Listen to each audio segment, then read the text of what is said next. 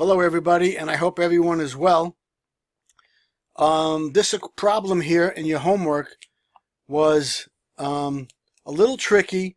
A lot of people thought this was an effective annual rate problem, and we're going to go over this stuff tonight, and it is not.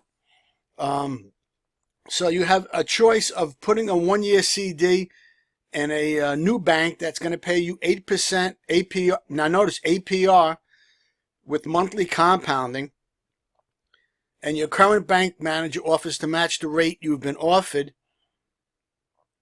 So the account at your current bank would pay interest every 6 months, right? And you're like, well, am I better off getting the, obviously you should realize you're better off with the APR of monthly than you are with the 6-month APR. The question is, what interest rate after 6 months would your current bank have to give you to be comparable? Okay?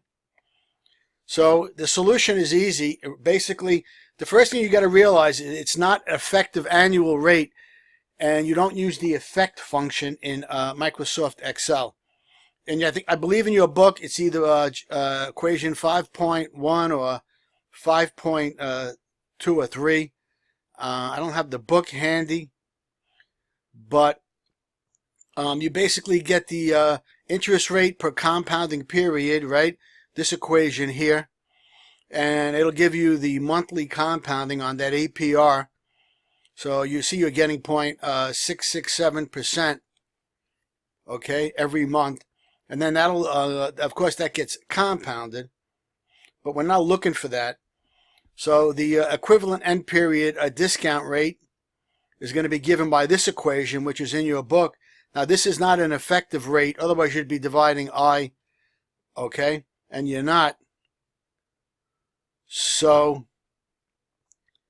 the equivalent 6-month discount rate, okay, would be just taking this basically interest rate here. And you got to be careful because they go back and forth between R and I here. And basically you notice that this is an R and they shove it in here. And basically that goes in here, and basically now you're going to do it for 6 months, right? You got to compound this for 6 months to see what the comparable rate is going to be.